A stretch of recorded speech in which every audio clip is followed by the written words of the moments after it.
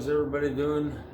Been a while, but today we're gonna make a repair to the EMX xtreme. Was running around a couple weeks ago, hit some very wooded area and got the big flat rear tire popped and went flat 3 or 4 seconds. And so I didn't have any repair stuff in it, so today we're going to replace the tube, tire, and we're going to put some product in there to help seal both the rear and the front tires. So hopefully we'll do that all today, and we'll post soon. Later, bye.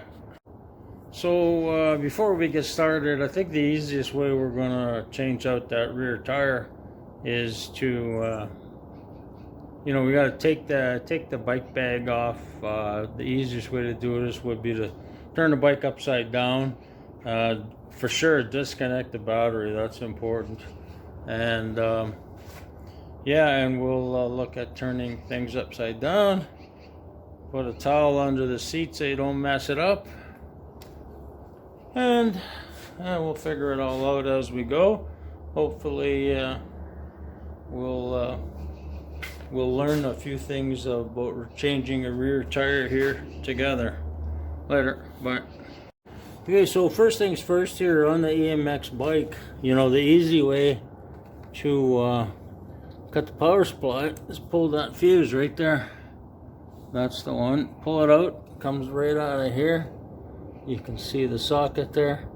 Pull it out and then discharge whatever remaining current's in there. And that's the easiest way. So do that, safety first. So the next thing I'm doing here is, you can see the handlebars. I released the tension from here and then rolled them forward. And I'm going to flip the bike upside down, and we'll rest the bike on these grips, possibly on a couple of pieces of wood. And that way everything's out of the way and you're not damaging anything. Anyhow, so that's coming up. Okay, so right now I'm just going to take some pictures here to show exactly where the spacers are and whatnot, so that when when we're loosening things off, you got a good idea of how they were together right there, and how they got to go back together. Hopefully that shows everything. Okay, good. So quick picture. Here's where, right there, you can see a piece of, get my hand out of the way here, piece of wood right here, tree trunk punctured the tire, went right through the tube. And now I've been riding it for 2 weeks, but it's not going to hold up if I just keep leaving it. So replace the tire and tube and put the filler stuff in, and we'll go from there. But you can clearly see the puncture. So here on both sides, I'm just removing the light. Just take it off. Just held in by a small bolt right down there, but the wire's in the way, so it's good. Just move it, take it off, move it out of the way. Then when we're ready, and do the other side too, we can just pop that up, and then it'll be easy to pull the tire off later. So here we are. Tire and tube are off. Loosen off both big nuts. Pull it up like this, up nice and high when things aren't in the way. And sorry for the thing here. Anyhow, that's about it. Now we got to put the other tire back on. Yep. All right, and tube. Okay, I know this sounds silly and everybody knows this, but it's a mistake people make when you're putting the new tire on, make sure the tread pattern is in the same direction as the old tire. Pretty straightforward, but you know what? Unless you double check, you're liable to do it wrong. Later, bye. All right, here's another issue. As silly as you remind yourself about the tire, my wife just said, hey, don't forget to remind yourself about the tube. You got to get the tube over the axle too. Okay, so that's the next step, getting it over. And also when you're putting these things back in, there's flat spots. Make sure it sits on the flat spot on the axle. You'll see it. This is a flat spot there. So we'll deal with that later.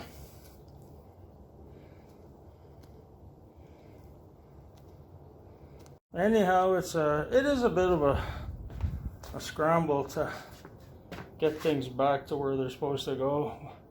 Can be done. It's a bit of it's a chore.